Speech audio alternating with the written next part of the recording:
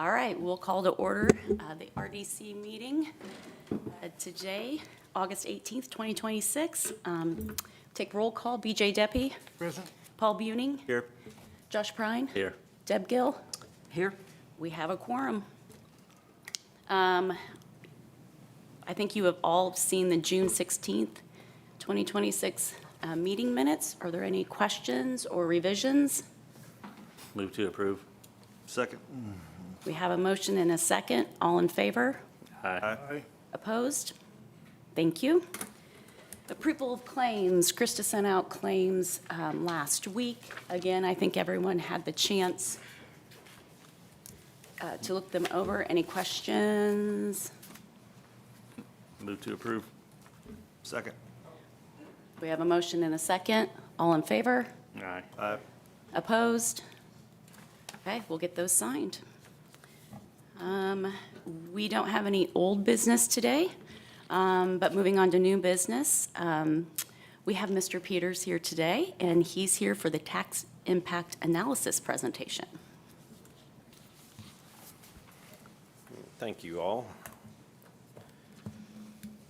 The tax impacts, we try and construct these so that if you get the question throughout the year that a unit of government comes to you or a taxpayer comes to you and says, you know, what is your impact on the underlying taxing units of establishing these TIF allocation areas and collecting that tax revenue, that this is something that you can send out to them. It's got commentary in there that walks them through the calculations and what those impacts are.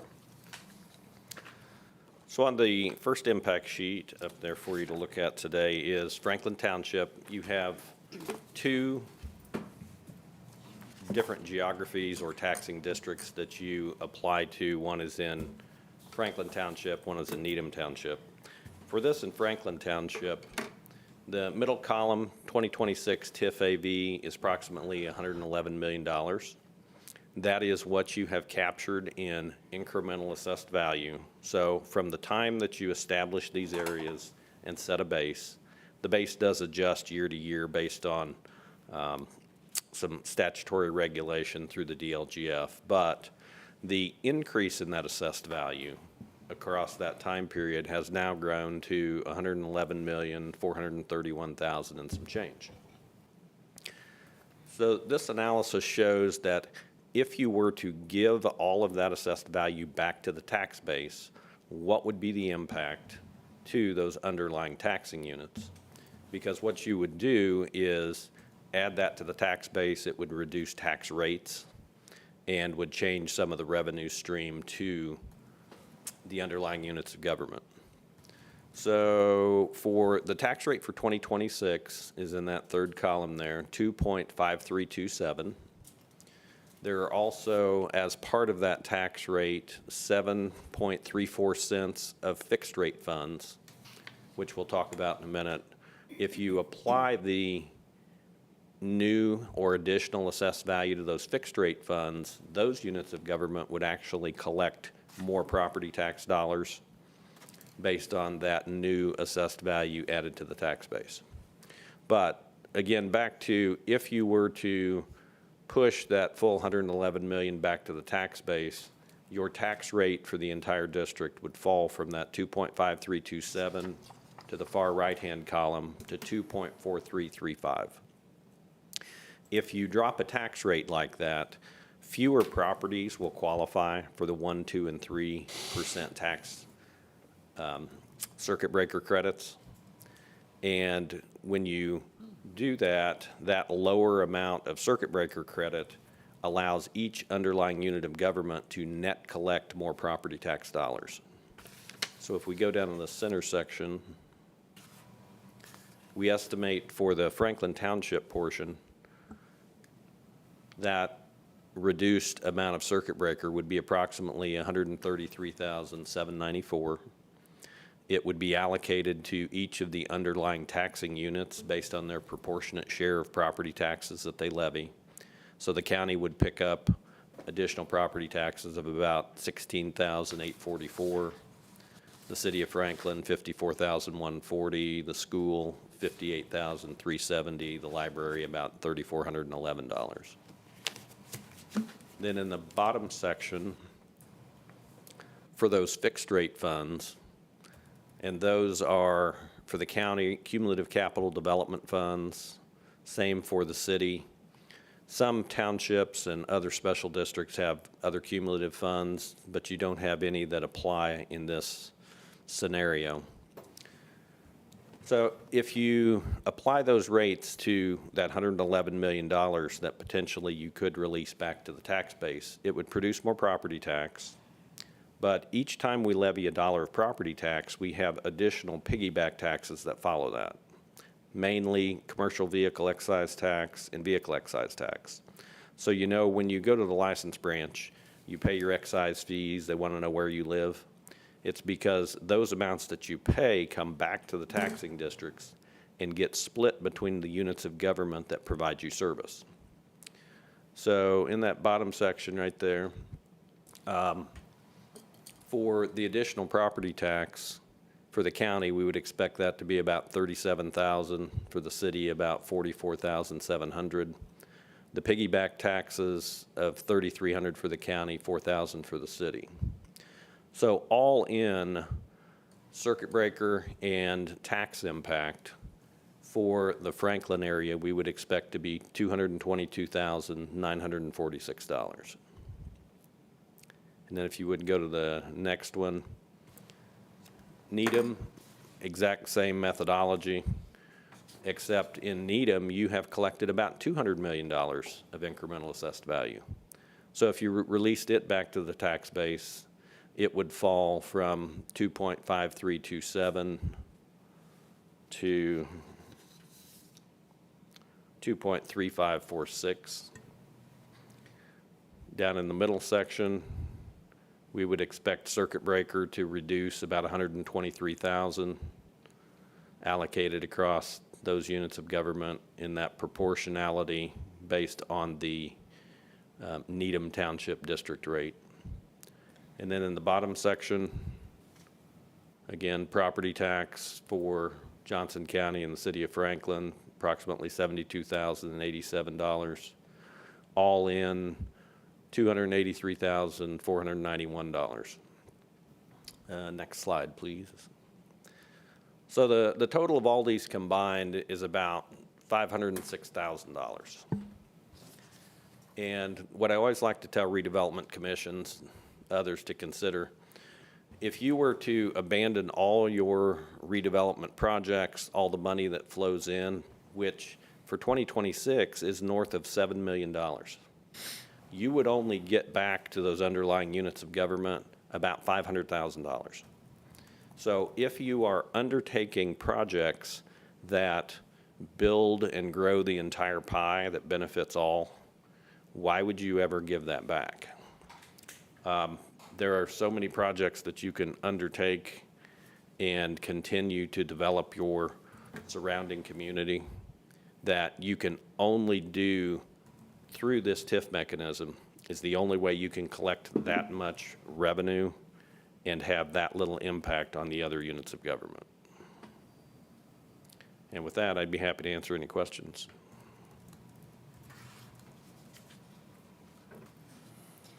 Jeff, can you speak to the personal property tax that we don't collect in these TIF areas?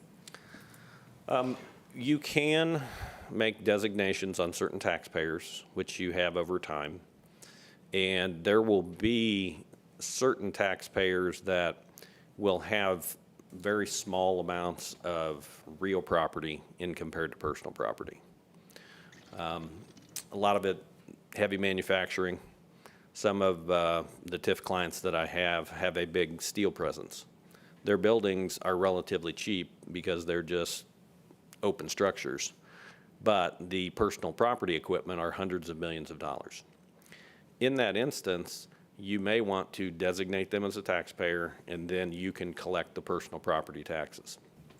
However, for a lot of your TIF allocation area, you don't collect that.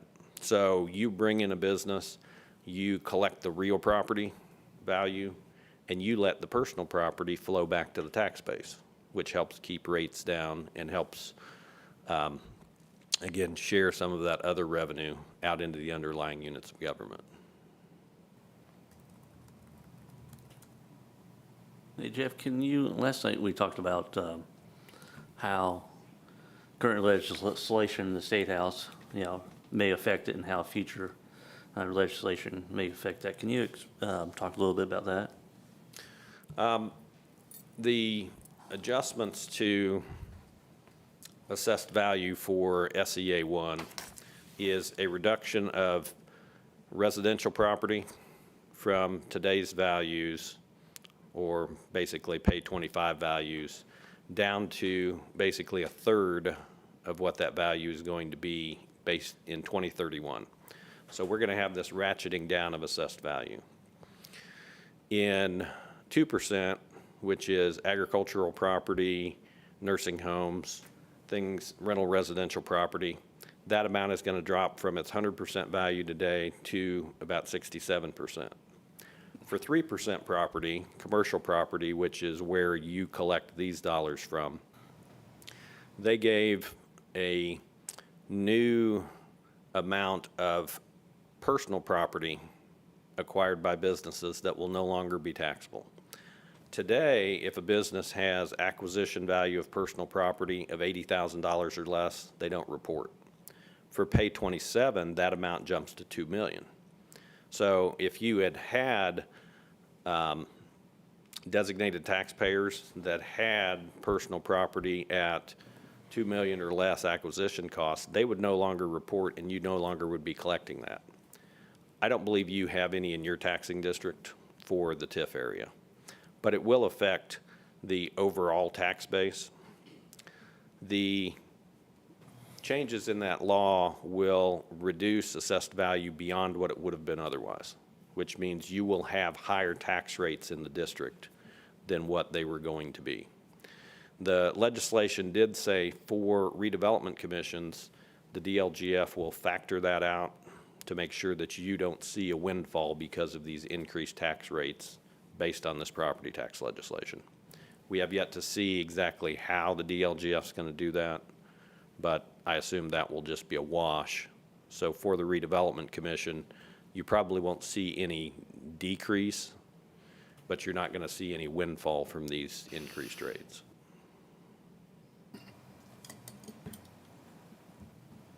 Any other questions?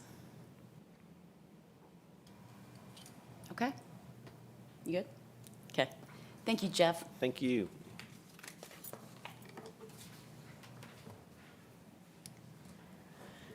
Okay, that takes us to our update on Scott Park project. We have Trent Newport from Crossroad Engineers. Good morning. Good morning. I think Chris is going to bring up an exhibit here. Just wanted to give an update of where we're at on the project. It's been a few months since I've been here, but this it's been we've been at this for a year and a half or so in planning different parts of the park. Obviously, a redevelopment of the existing Scott Park on the south side of the creek, and then all new development on the north side. So we've been through a lot of committee meetings and staff meetings. Your Parks Department has been all over the state looking at comparable parks and deciding what kind of things are good and what works, what would work well for them or what is working well for other places. So they've been doing a lot of learning of that and brought it back to the table for us to kind of look at what tweaks we wanted to make with ours. We are fitting a lot, as you can kind of see, it's a packed house there. We're fitting a lot into the footprint and dealing with, some constraints with the railroad and the creek and the pond. But probably since I've been here last, we've added some improvements up along Commerce. So a roundabout at the entrance, which this exhibit doesn't show yet, but a roundabout at that entrance just to the left of the cloverleaf, and then some paths there that will cross and connect to the paths. That there's an existing path on the north side, but there's nothing on the south side. It'll go across the tracks on the south side and connect just a little bit to the east where there's a path on the south side there from previous projects. Other than that, it's just been shifting some things around in location. The parking lots have moved a little bit since the last one that you saw, but the cloverleaf, the baseball fields, the soccer fields, all kind of in that same locations. But we have a playground and splash pad, pickleball courts, at the very kind of south, or I guess I should say west corner, but kind of southwest, north side of the pond, I guess I should say, is where we are building a building that's going to be for park maintenance. So it's going to be at least a portion of their park maintenance out of this more northern area that'll kind of be better for long-term maintenance plans. The plan is still to start construction either late this year or in '27, and build in '27 the north part of the park, the new part of the park first, while Scott Park continues to function in '27 as is, existing Scott Park, and then flop and use the new facility in '28 while we reconstruct the existing Scott Park on the south side. So we are rushing towards design final plans now.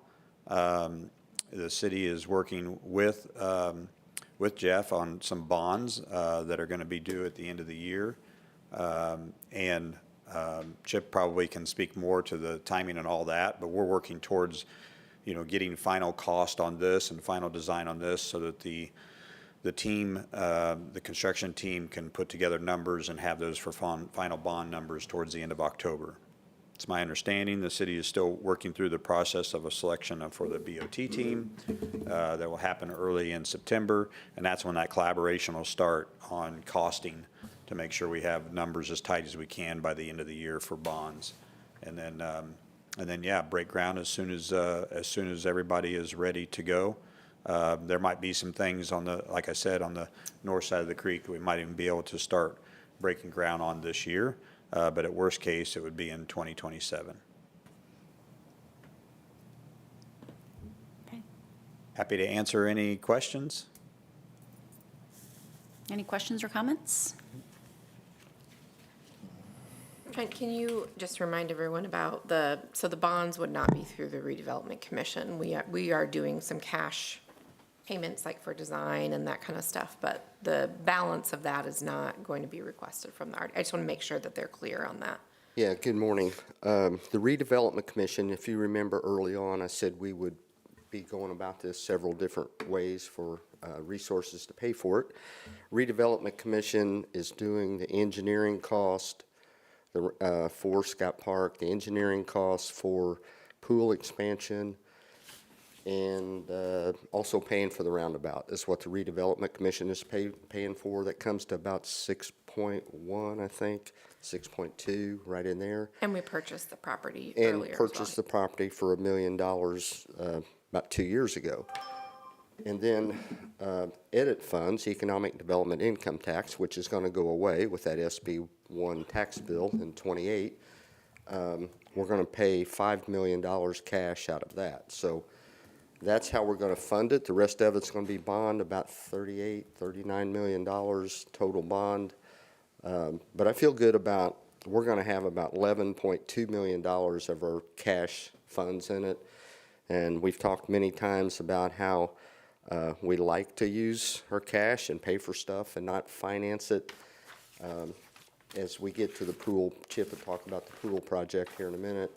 It's about $13.5 million, and we're putting about $11.2 million in. So I feel pretty good about we're almost paying cash for one of these projects. So I think we're doing pretty good on how are we paying for it and not putting ourselves in a bind. So we'll still have funds to do other projects and see what SB 1 brings us in the future. So I was long-winded there again with a simple question. Does anybody have any questions for me? Thank you. All right, thanks, Trent. Okay, so like the mayor said, we have Chip Warner up next to talk about the Aquatic Center. Good morning. Just wanted to give you an update where we are. This project is not on the fastest track as Scott Park. The pool actually closed for the weekdays when school started, so that allowed us to do a little bit of work behind the scenes now. The survey crew has been out there for the last week or so, starting that process. We have done a ton of work behind the scenes for both of these projects. If you've never been involved with these projects, there are a million details that have to go into all these things. So we've been researching not only sports complexes, but wave pools and water slides and all the cool stuff people like. We've been doing all that research behind the scenes. Still on the same track as so far as we thought. The next 90 days are probably going to be the most intense 90 days when we get into the scoping and detail pricing and to make sure we can afford all these things you see on this concept plan. Yeah, that's coming pretty fast. So that will get into full swing, like I said, once we get a BOT team and process on board, which is going to happen here fairly quickly. And then I'm sure we'll be back with even more details to give you. But that's kind of where we are on the Aquatic Center right now. Any questions? Okay. Okay, Great. thanks. Thanks, Chip. All right, that takes us to other business. The June 26 financial reports. Krista? Yes, you have June and July. I don't have a lot to cover that's different from June to July, so I'll probably just do June unless anybody has or July, unless anybody has questions on June's. But I did update the resolutions that were approved at the June meeting, so you'll see those at the bottom. Those were all added, so the Graham Road reconstruction, the Commerce roundabout and Scott Park, additional professional services that we just talked about, that roundabout at the entrance there, and then the pedestrian crossing, and then we have the Aquatic Center engineering services. So those were added to the TIF control fund. So once I added those, these numbers look very different than they did in May. So you have the receipts that we are anticipating to collect by the end of the year is the 6.2 for this integrated TIF. And then year-to-date expenditures through July is the $3,053,970. So that's our cash balance, but we do have 10.3 million in remaining appropriations. So not all of those will be spent, but if they were, we still would have enough cash to cover those by the end of the year. That would leave us with a balance of 468,000. As far as the US 31 TIF, we did add, at your last meeting, we did add this powder coating for the US 31 stoplights was 199,000. And then the required bond payments, that 587,000. So that second one was made, which would leave us with a cash balance of $984,013 for the US 31. Okay. Thank you, Krista. Any questions? Okay.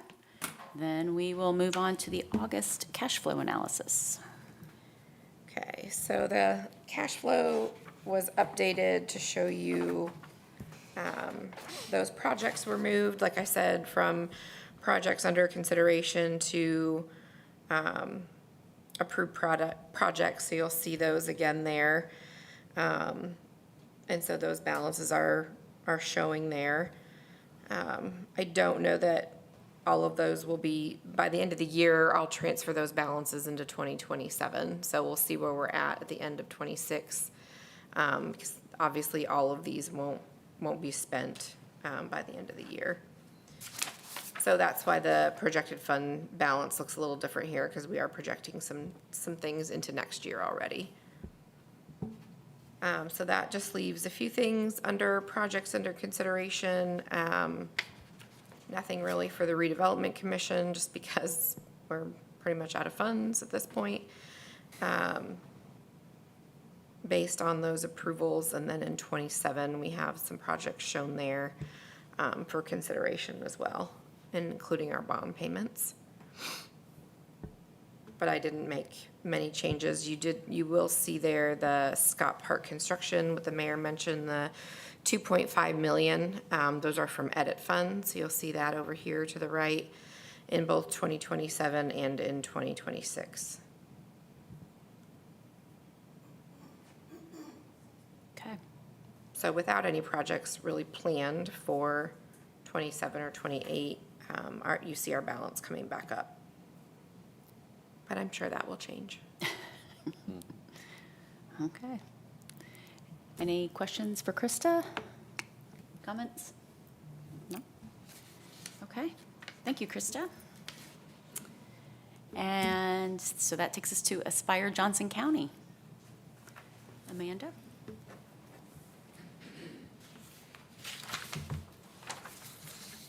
Good morning. Amanda Rebedew, Aspire Johnson County. You can see here our update for this month. We were pretty consistent through the summer. You can see that by the month-to-month lead response activity.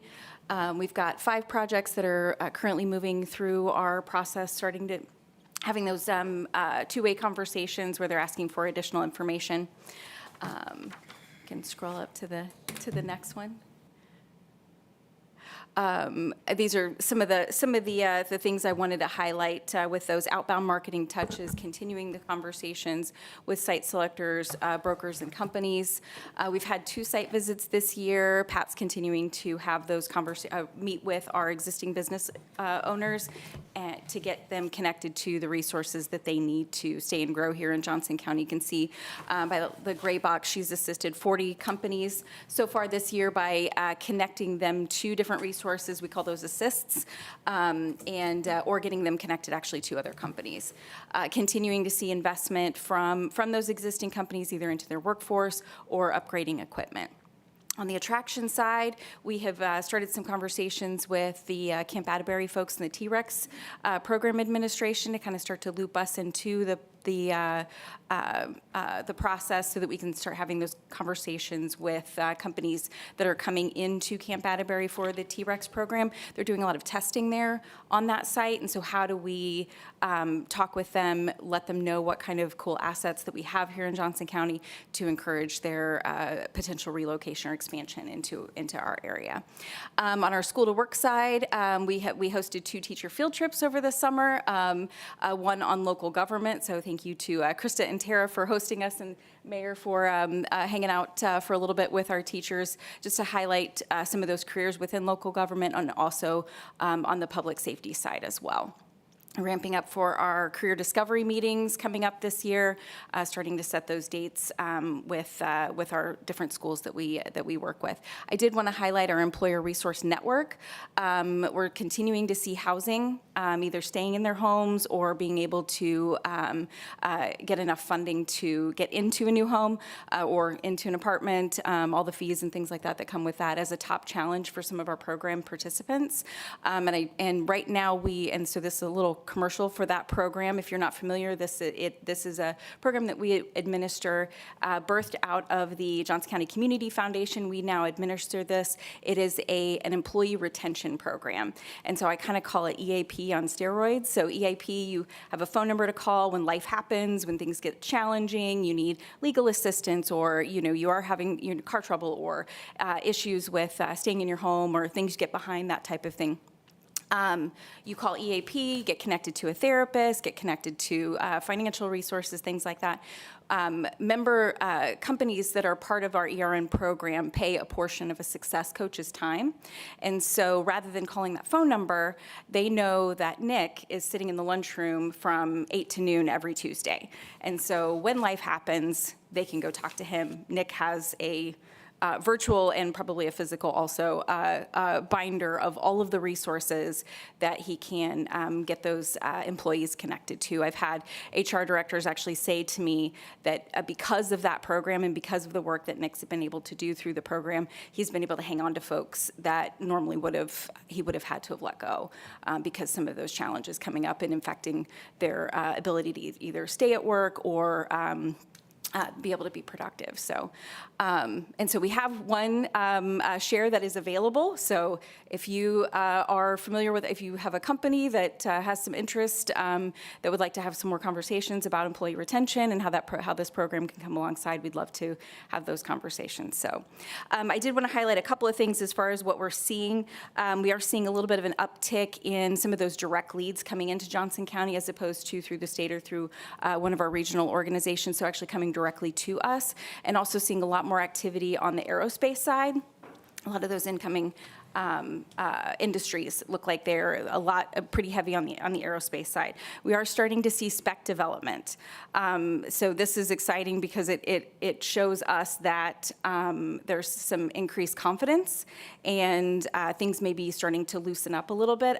Developers wouldn't be building these buildings if they didn't think they could fill them, and so or if there weren't indicators that they could fill those. And so that's exciting for us to see. We did take a really great tour with Kristen Dana of the Job Corps facility, and that was fantastic to talk with some of those students to see what that program does. And so looking forward to getting those students connected into our School to Work program, starting to incorporate some of our companies and getting those students hopefully placed within some of those as well. So yeah, I talked a lot, so. Any questions? No? Okay, all right. That's all I got. Thank you. Thank you. Okay, that takes us to public comment and announcements. So who's my first victim? Lisa. Anything going on at the library? There's tons of stuff going on at the library. We have a joint program with the Parks Department on September 4th, which is the Friday before Labor Day. We would love for it. We still have some openings for the longest table, where it's a community picnic. You are assigned to a table and you have a conversation with your neighbors. So that's the closest thing. Then we're planning a really big military day, celebrating our U.S. history and military forces, both the past and the current. So that'll be at the Armory on November 7th from 10 to 5. Excellent. Thank you. Christian, anything else to add? I think Amanda covered it all. All. All the things. All okay. Thank you. Hey, Tina. Hi. Hey. Anything going on at the chamber? We have the dispatch coming up September 2nd, so please come and join us. We usually have 800 to 1,000 people through the door. It's going to be amazing, so come and join us. Okay. Thank you. Dana? Discover Downtown Franklin won the Ultimate Farmers Market for the second year in a row. Yay. Yay. Yay. There were almost, I think, 60 markets throughout the state that were eligible, and we got 20% of the votes. Oh, wow. That's pretty incredible, but yeah. That's So great. everybody won the market. Great. Thank you. Mayor? I know you're going to have something to say, right? Thank you. Thank you for knowing me. Yeah, with paving, we have 1.8, almost $1.9 million worth of community crossing paving this year. Half of that's with a grant from NDOT. They have started in Knollwood fixing the handicapped ramps, and they're headed this way and should start paving first, second week of September. We've started a curb project on Madison Street. The rains kind of held that up a little bit, so we got that going on. And then Graham Road, the Graham Road widening project, I think the 24th or after, they're going to close Graham Road and start the first section, which has a bridge to replace a big culvert. It's called a bridge, classified as a bridge, but it's a big culvert. So things are starting to move. It's a little late in the year for what I've seen with the contractors this year. They've started late, and I'm finding out from other communities that it's not just Franklin. I don't know why the contractors are waiting for winter before they go to work, but that seems to be what's happening. So, yeah, there again, I'm talking a lot too, so thank you. Thank you. All right, last but not least, Rob, what's going on with the art craft? So a lot of serious business over at the Artcraft today. Tonight we have bingo, but not your ordinary bingo. It is Three's Company bingo with Mrs. Roper's Romp. We already have over 90 pre-sales going into this, and I think this could be a pretty big thing. And so what we're doing is basically eventizing all of our stuff that we do, and bring more community in. Knit at Night is another one, and it's just getting folks together. A lot of them had stayed home since COVID, and now they're finally coming back into the theater. But the prizes given out tonight will be $1,000.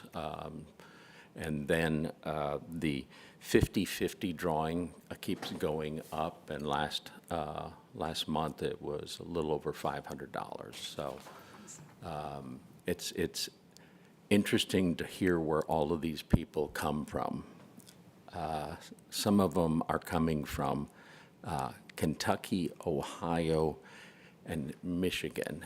And I'm like, do you guys not have bingo in your own states? Not with Mrs. Roper, apparently. So if you see a bunch of folks dressed up in Kafkans and goofy suits, that'll be us. Okay, So we're in the business of fun. great. Thank you so much. Yeah. All right. Anyone have anything else? Deb, you have a school update? Oh, yeah. We're off to a smooth start. Cub Academy is going to have a ribbon cutting and open house on August 29th at 10 a.m. If you haven't seen that facility, go see it. I think it's awesome. And there'll be a joint meeting with the school board and the City of Franklin Council on August 24th here. That's it. Okay, thank you. All right, Ellen, do you have anything? I do not.